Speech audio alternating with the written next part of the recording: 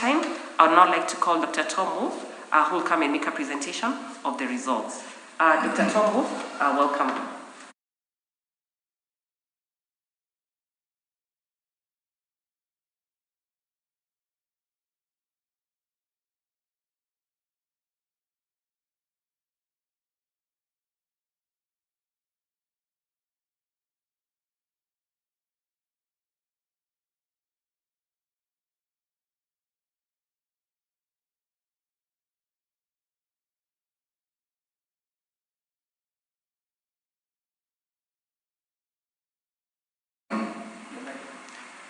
Thank you, Maggie. Good morning, everyone. As Maggie said, we have less than 1 month to the election. And even if that seems like just a few days, as fast as they are zooming past, things can certainly change. And as Maggie also said, the data that is the basis for this release today were collected in the last week of June. We're now in the second week in July, so it's possible that some of these numbers would be a little different if we repeated the survey today. But as she also said, we'll be doing 1 or 2 more surveys before the election.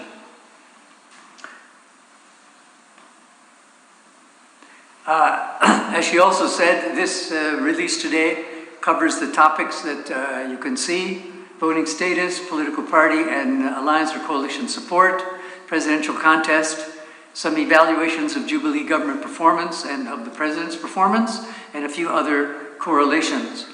And I should say at the beginning 2 things. First of all, related data, some of the data related to these topics, and several of them that we're showing here, but in a different correlation format, were published a week ago, I think last Tuesday, by the Standard, as they were one of the couple of clients in this omnibus for whom we loaded questions.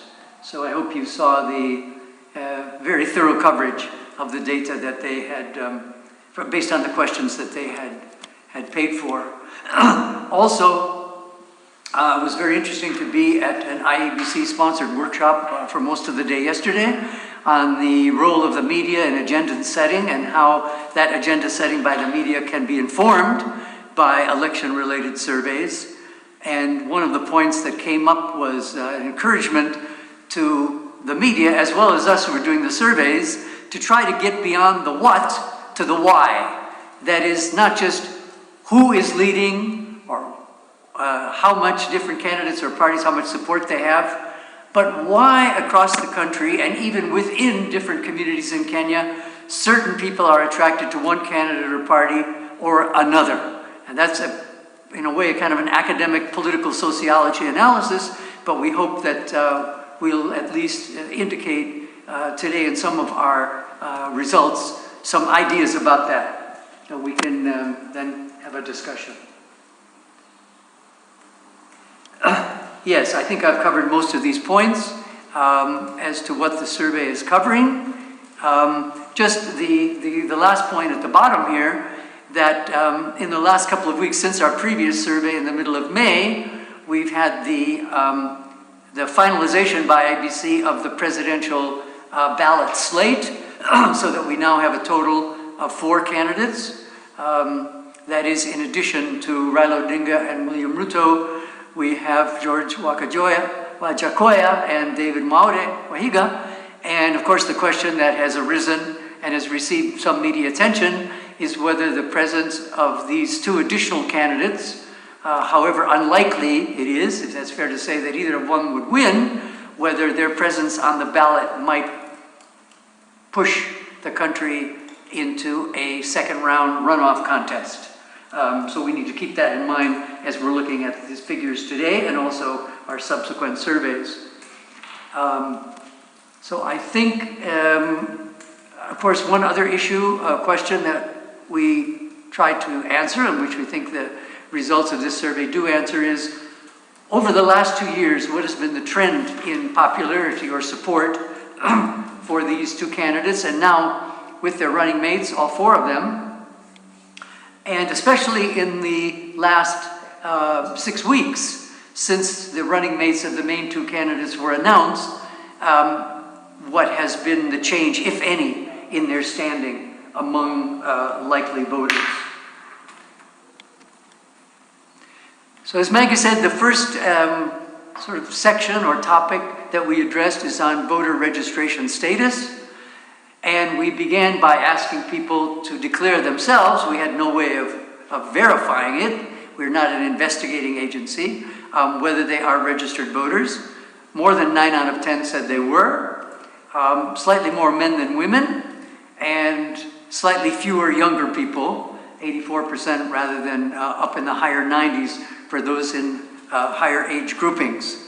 The fact that IEBC reported that they only managed to register slightly over 2 million, only about 1/3 of their target in their last voter registration drive, and they stated also that they were particularly disappointed that they didn't get more response in terms of registering from younger people. I think these figures bear that out.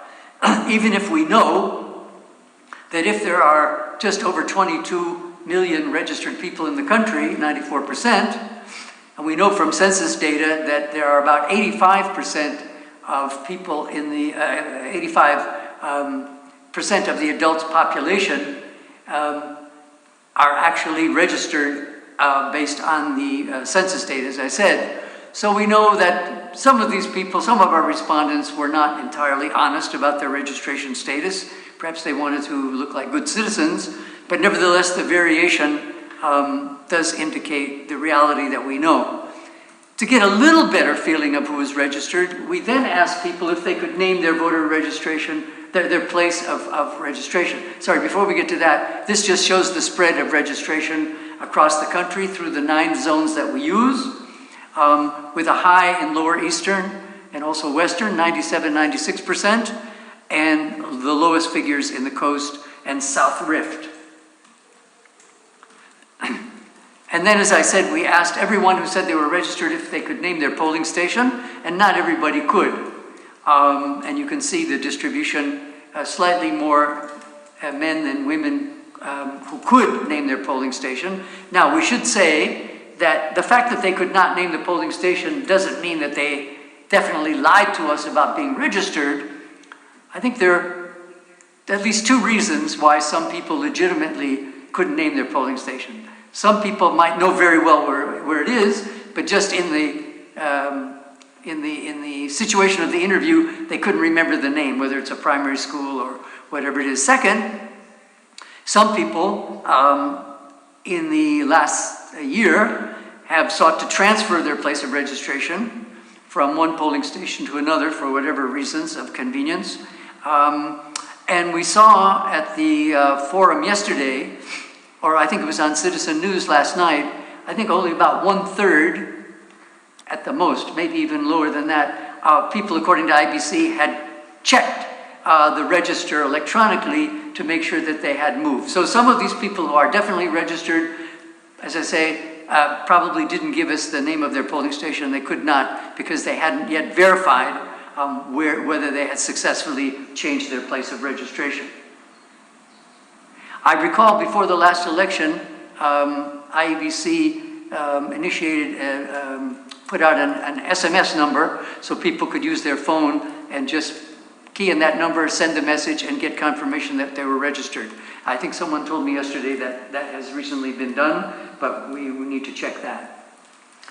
For those few who admitted, just 6%, that they were not registered, we asked why.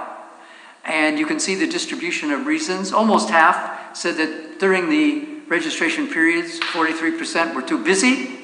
1/5 of those, 19%, who said they weren't registered, said because they've never had an ID or a passport. Slightly fewer said that they just lacked faith that whoever they vote for will make a difference in their life. 5% of them said that they didn't have faith in the integrity of the electoral process, and another 5% said they had had an ID or a passport at some point in the past, but they had lost it, hadn't been replaced. Maybe like me, they're waiting for their Huduma ID, and then there were 16% who didn't give a response to this question. Of all those people who declared they were registered, we then asked them how likely they thought it was that they would actually vote on 9th of August. And we read out these responses that they would definitely not vote, they probably will not vote, they will probably vote, and they will definitely vote. And you could see those who said they will definitely vote is slightly over 2/3, at 70%. Those who definitely will not vote, 10%. And then the rest are in the middle. And when we compared those who had expressed elsewhere in the survey that they were going to vote for Raila Odinga or William Ruto, we looked at these numbers in terms of those various answers. We don't see any difference. So at least at this level, how people are thinking now about their likelihood of voting, we don't see any advantage for either presidential candidate. The numbers are just, well, statistically they're identical. Of course, we don't know on election day. There could be very bad weather in certain places, maybe some security challenges that could affect turnout in a differential way. But at this point, we don't see, among those who are registered, any difference, as I said.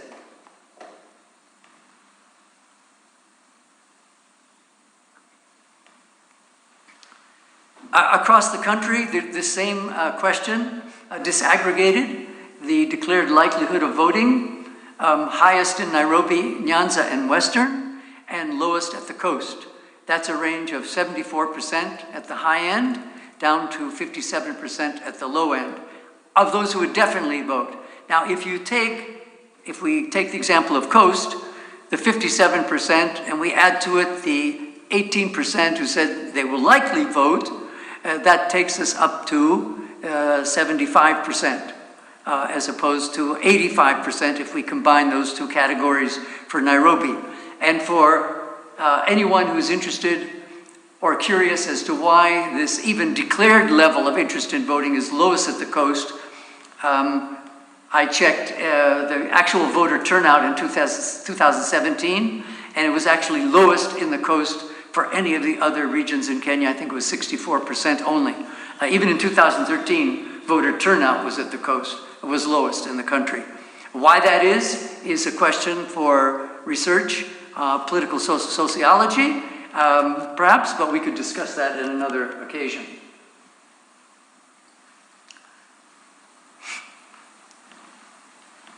Now, just for fun, perhaps, those who had said they were not registered were asked that question as well. There were only 85 of them, but interestingly, only between 1/2 and 2/3 of those who are not registered, who told us they weren't registered, said they definitely will not vote.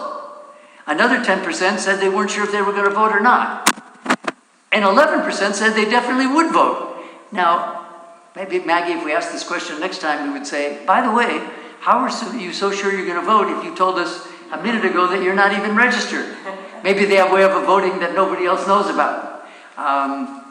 But we just thought this was interesting to just go a little bit deeper into the mindset of people who had declared that they were not registered.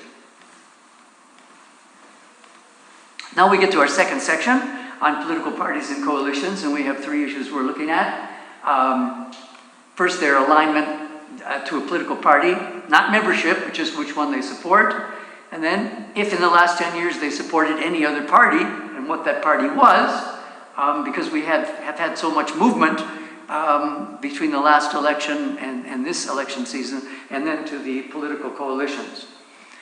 As of now, and this has been the case over the last year, UDA remains the most popular party. 1/3 of Kenyans, and that's all respondents, whether they're registered or not, self-identify with that. And we always like to put the verbatim question at the bottom, at least in English, even if more than half of our interviews were actually conducted in Swahili. Which political party do you support most or feel closest to now, if any? That's followed by, UDA is followed by ODM at 26%, and then Jubilee at 4%, the Roots Party, for the first time appearing at 3%.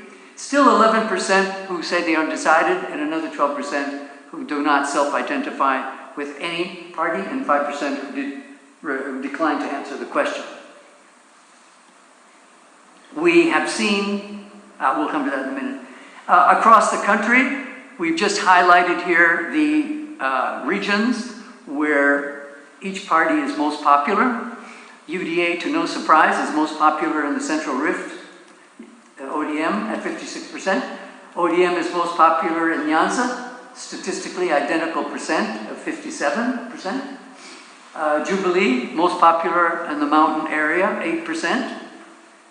Roots Party, identically on Mount Kenya and Central Rift at 4% in both. Wiper Party, most popular, again to no surprise, in Lower Eastern.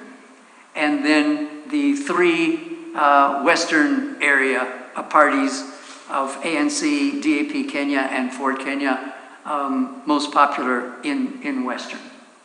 And you can also see the variation of undecided, which is highest at the moment in South Rift, followed by Coast, and lowest in the northern part of the country.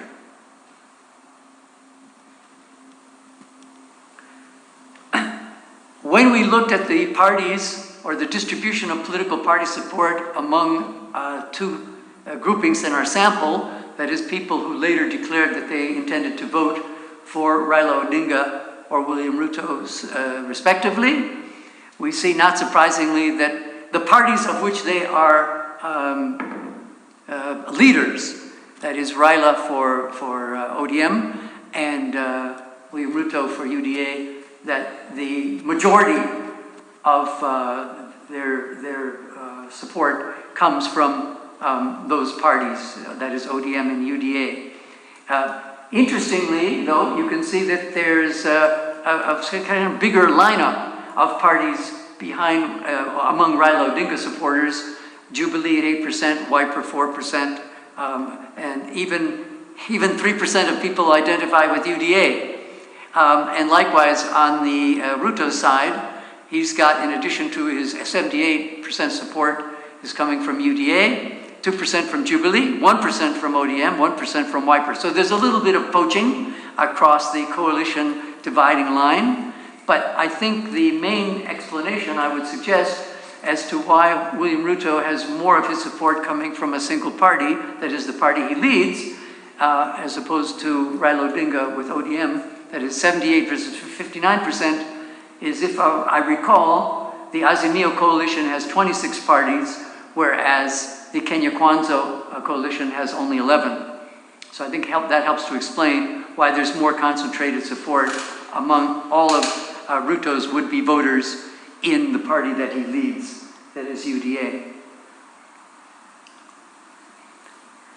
And then we asked people if there's any other party that they had supported in the last 10 years, and 44% said yes, there is one, which again is a reflection of the very fluid nature of the political party sort of picture in the country from one election to the next.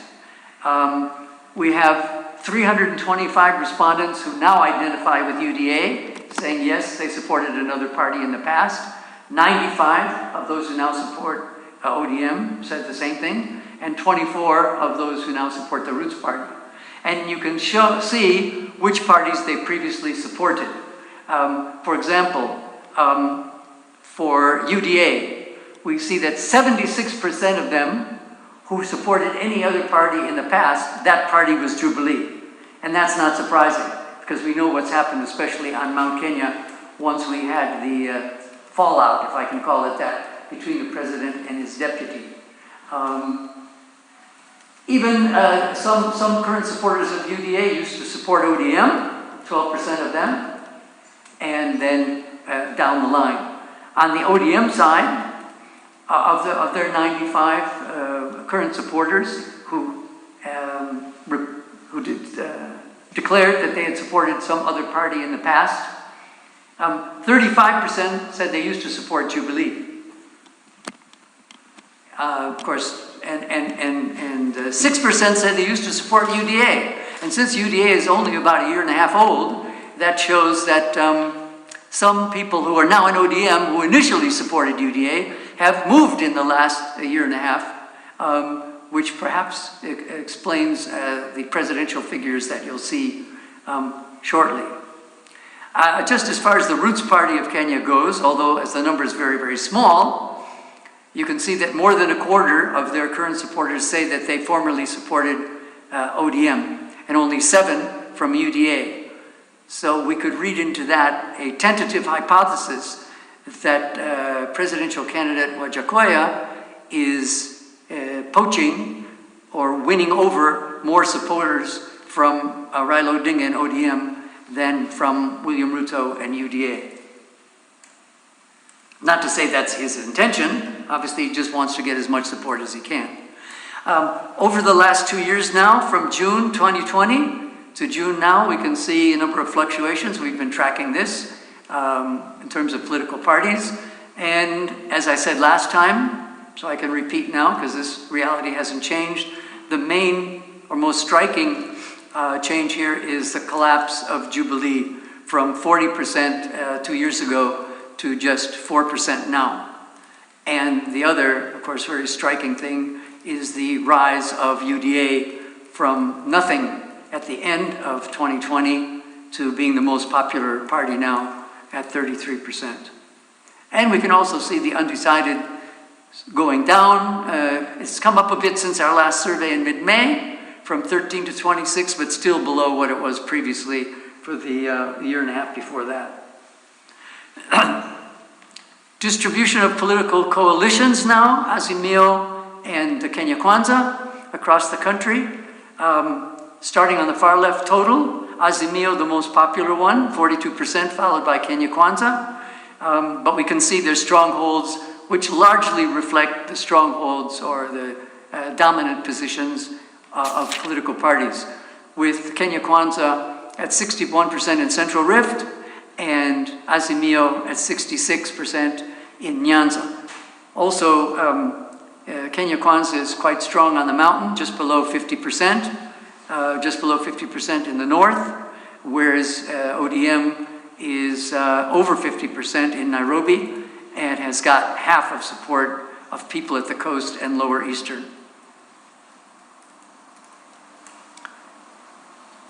Just to check on the sort of correspondence between party support and coalition support,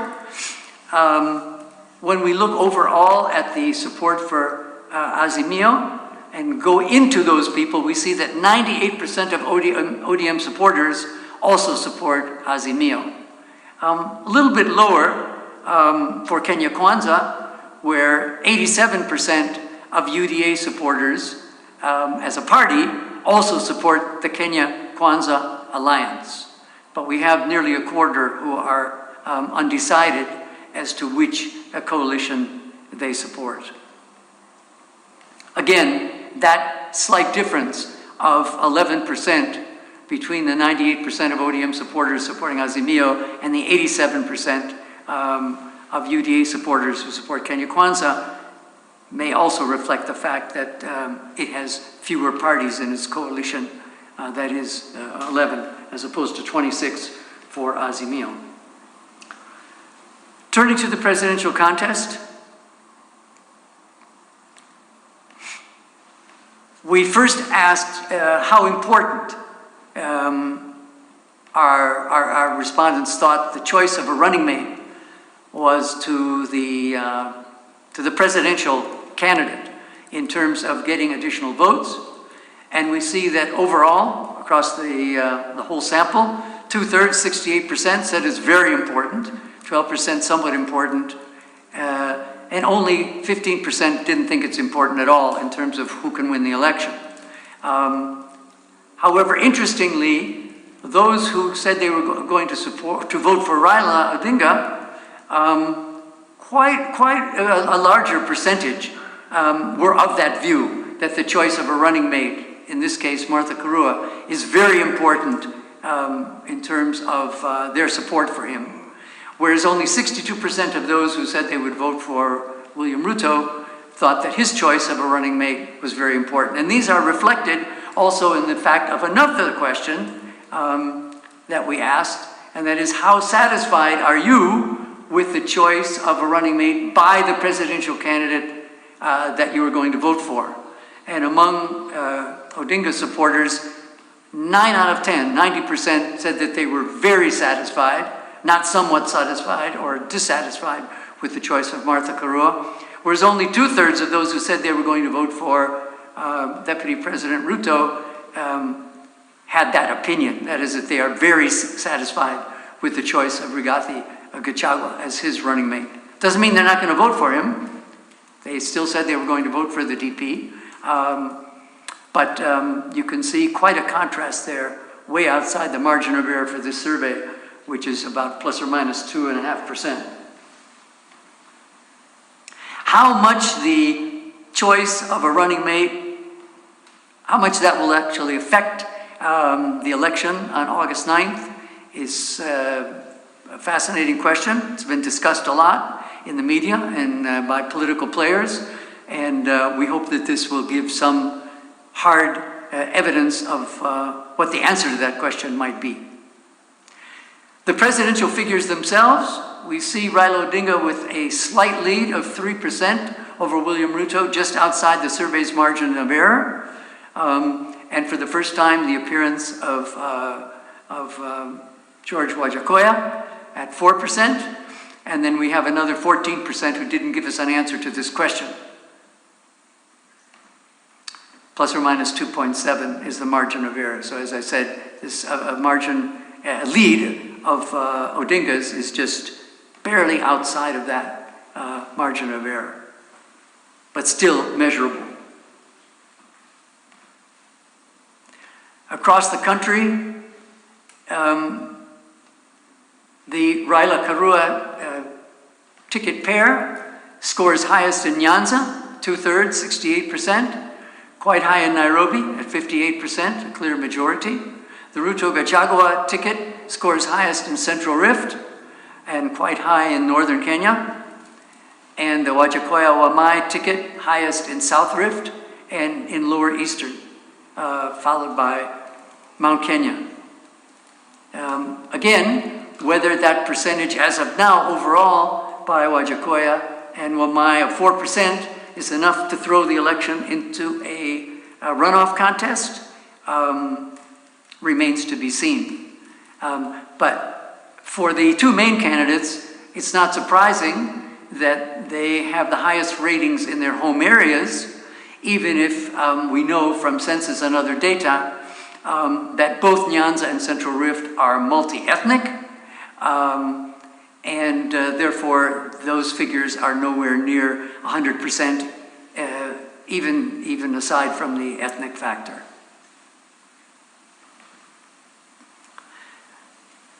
To look at the change in the standing of these two candidates between our previous survey in the middle of May and this one that came 5 weeks later at the end of June, just looking at the Ruto Gachagua pair, we can see that they have gained 4% from 35 to 39, with their highest gain being in Northern Kenya of 15%, and with their biggest loss in the South Rift of 1/3, keeping in mind that those regional samples are quite small, so there are margins of errors here to be taken into account.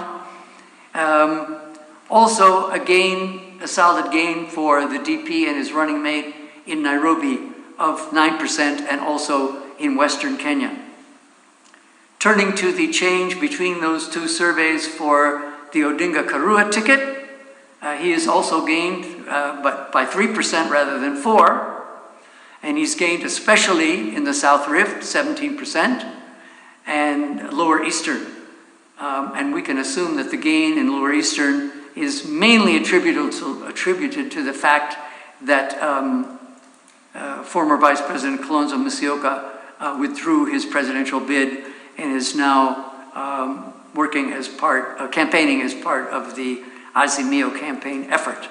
And Raila has also gained in 9% in Nairobi.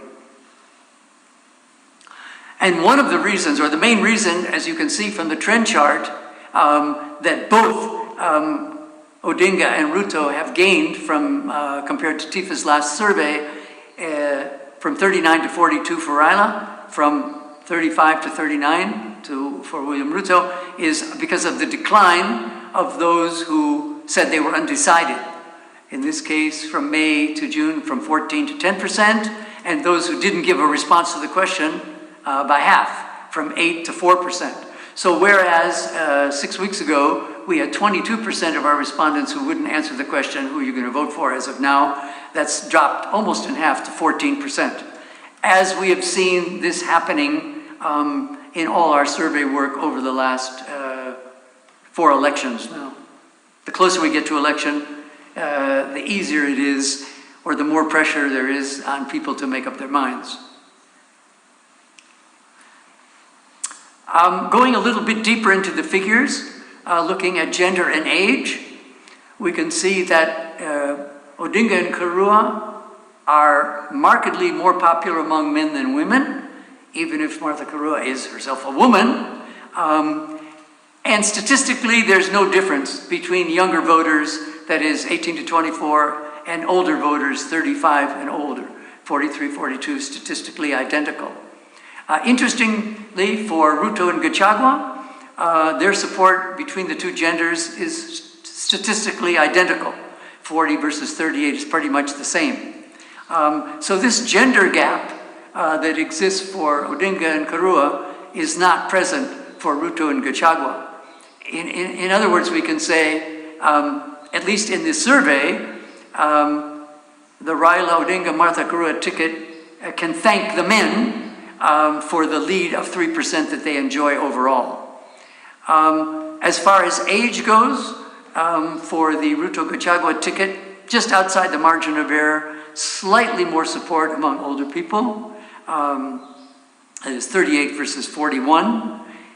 But making an impression, when we come to the Wajakoya and Wamai ticket, we see, sticking with age, more than 3 times more support among younger voters for them. That is 7% versus only 2% among people 35 and over. Among the undecideds, gender, we have 3 times as more women as men who say they haven't made up their mind, and twice as many who wouldn't answer the question. Not much of a difference in terms of age.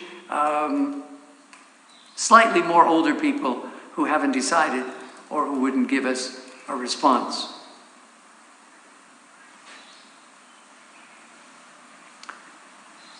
Again, looking at the trend over the last 2 years by gender, as Raila Odinga and now with Martha Karua's support has risen from its low point a year ago, when Raila was only at 11%, the gap between the genders has basically not changed. It's been about 10% ever since the end of 2021 and throughout this year, February, April, May, and now June. So notwithstanding a lot of attention to the presence of Martha Karua on the ticket in terms of attracting votes from women, we don't see that in our data. What we do see is an increase in their standing of likely voters for both of them as a pair. Even if, as you can see, going back to November of last year, Raila started to rise steadily even before it was known who his running mate was. We were having a discussion about this issue yesterday at the forum, and I had suggested that if there's going to be a gender impact of Karua on the Raila Karua ticket, it might not be in survey data, but it might be in voter turnout on the day, in terms of the commitment of women, or it might not. I mean, we won't know until we see what the voting data is. As we saw from our data from just this survey, over the last 2 years, there really hasn't been any gender gap for William Ruto and now with Rigathi Gachagua. It's been pretty close, fluctuating a little bit, sometimes more support from women, such as in November 2021. I guess that's the only time that figure was above that for men, but not nearly the margin that we saw in this previous slide, above 10% for Raila, and now Raila with Martha. It's much closer to gender parity for William Ruto. In terms of income, we see just a very minor contrast here, where supporters of Raila Odinga and now Martha Karua slightly better off than those of the Deputy President and his running mate, Gachagua, but really almost within the margin of error. For example, if we just take those who reported, and these are just household heads, because we can't compare household heads with household dependents. We have, for example, 21% who reported that they're earning more than 20,000 shillings a month who would vote for Raila Odinga, and 18% earning 20,000 shillings above who said they vote for William Ruto. And at the lower end of the monthly income, that is nothing to 5,000, we have 31% who said they would vote for Raila Odinga, 33% for William Ruto, and now with his running mate. Again, these figures are so close, we can't say that there's any wealth basis or poverty basis of political support for this choice of the two presidential candidates.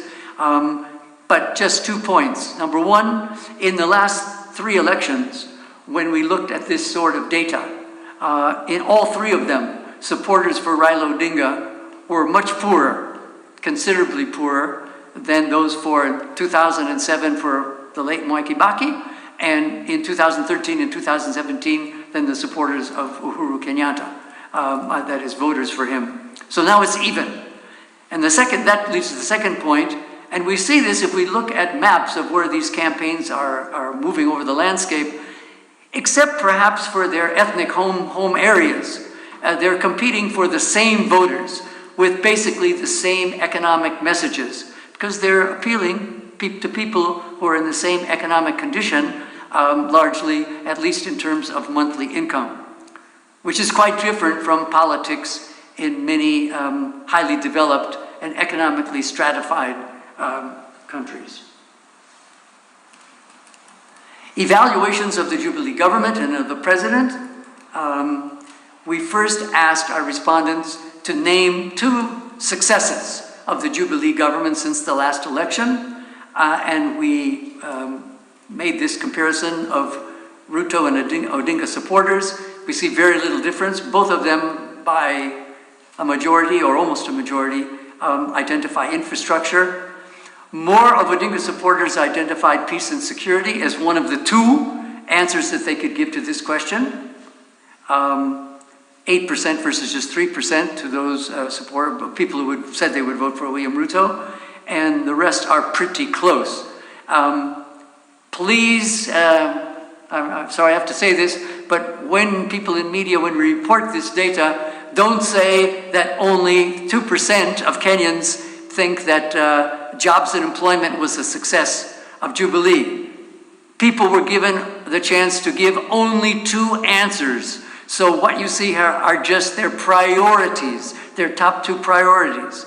They weren't read out these different answers at all and then ask, do you think Jubilee has succeeded? So we hope that can be reported correctly.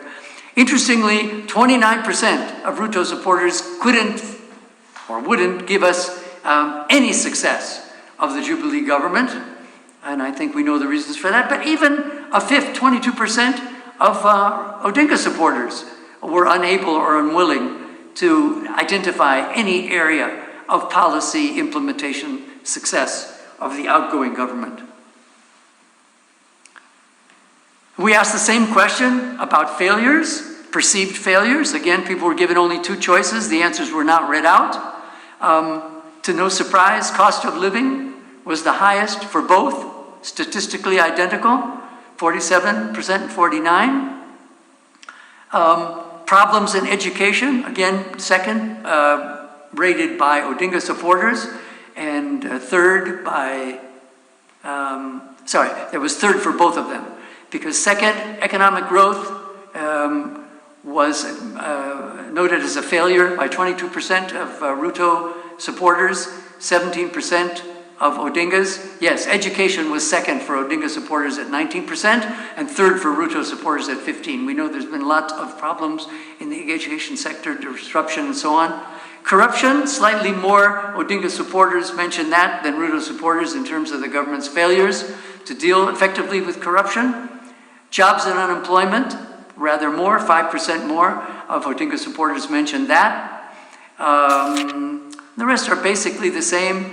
A little difference with agriculture, slightly more Ruto supporters mentioning that, 6 versus 4% of Odinga supporters, and the same figures for peace and security.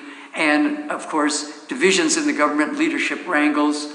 But remember, again, sorry to repeat, we only gave people a chance to give 2 responses. Very few people mentioned COVID-19 response as a failure, only 1% of Odinga's and none of Ruto supporters. Those who didn't know of any or refused to give any failures, about the same within the margin of error, 15% by Ruto supporters and 13%. So you can see, notwithstanding the fact that the president is supporting Raila Odinga's campaign and that the deputy president has talked on various occasions about his estrangement from the government, we still have by far the majority of people who say they're going to vote for the deputy president who could give some answer. But if we just go back here, we've got more than 2/3 of his supporters who give credit to the government for some successes. And as I say, only 15% who couldn't name any failure, 13% of Raila's supporters who couldn't name any failure. For the approval rating of the president as an individual leader, the most important in the country, we asked people on a scale of 0 to 5 to rate his performance since the last election, where 0 was very bad and 5 was very good. And we have a plurality of about 1/3, 35%, who give him a medium rating. That's a 3, which is in the middle, and the rest is distributed pretty evenly. When we look at this approval rating through the lens of people's preferred next president, at least looking at the 2 main contenders, we see that more than half of Odinga supporters give the president a rating of 4 or 5. That's good and very good combined. And only 29% who give him only 29% of Ruto supporters give him that top rating. And then conversely, we only have 1/5 of Raila's would-be voters, 21%, who give the president the worst rating, or the combined of bad and very bad. But again, slightly more than half of Ruto supporters who give him that very bad rating.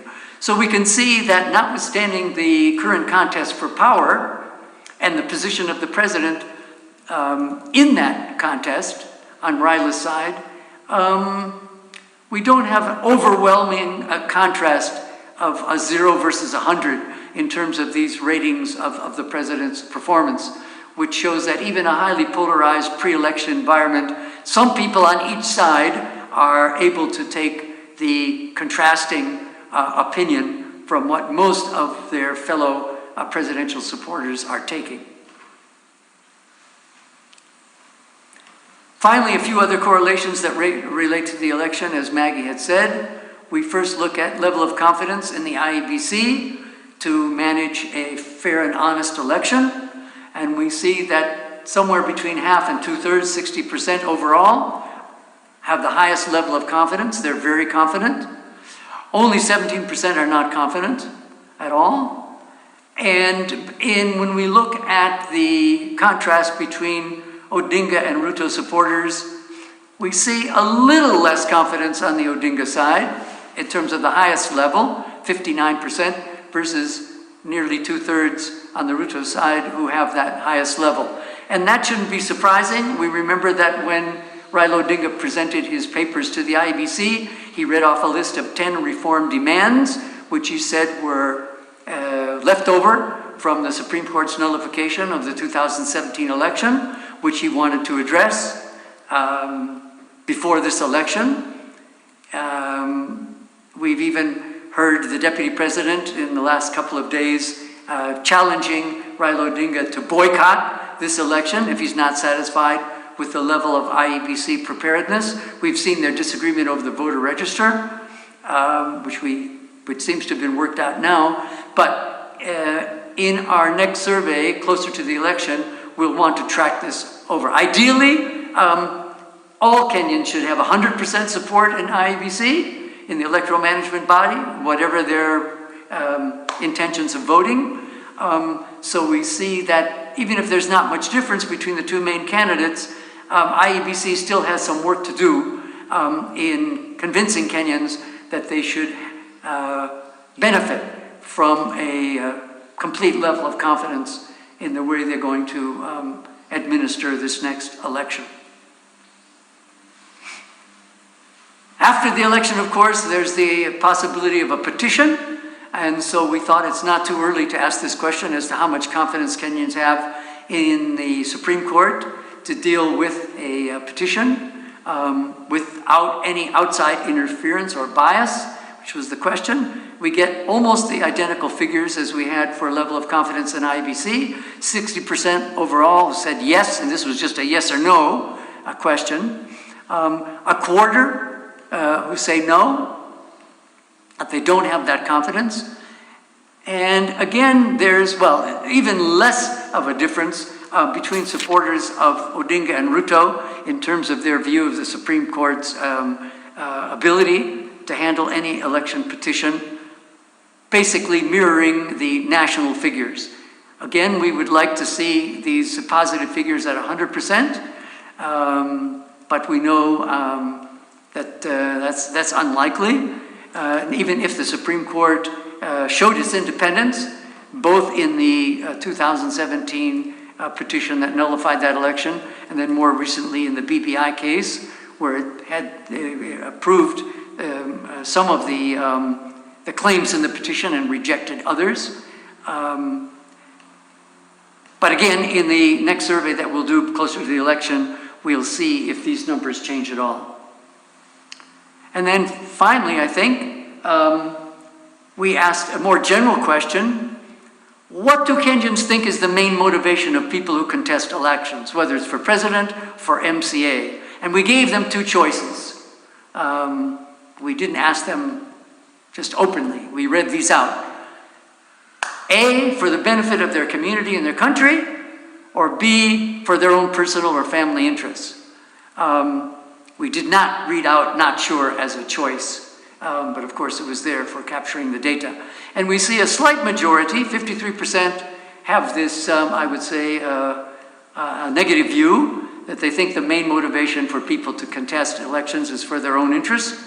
Only slightly more than a third, 38%, believe that their main interest is for the benefit of their community and country. And you can see in the question, we didn't make any distinction between people who run for one office or another. Between the two political parties, people who support them, no difference statistically. Looking at the supporters for Odinga versus Ruto, we see a slightly higher percentage of Odinga's supporters who think that these political or electoral contestants do it stand for their own benefit or their family's benefit. 55% versus those who say they're going to vote for the deputy president. Not huge, but a measurable difference, which we could maybe discuss the reasons behind that in another forum. So we hope that that completes the presentation, and we hope that anybody who has questions will get in touch with us. Perhaps just a very quick review of our methodology, as Maggie said, when the data were collected, the zones which we are using. And we are happy to see one other survey company using the same units for data presentation now. The respondents, the number, and the margin of error. And then in the release which will be sent out, you will see, if you have forgotten, which counties are in which of our zones. As required by the publication of the Electoral Polls Act, We reported that information on the sample and also education level. We also show our distribution by zone, by setting, urban, rural, and by age, even if that's not required in the Act. So we look forward to helping you in any way you can when you're reporting the data. Although it's a holiday today, we hope everyone is enjoying it, especially our Muslim friends. But everybody else is also having a day to relax, if that's what they're doing. But we will be available to answer any questions as you prepare your reports on this release. Sante ni sana.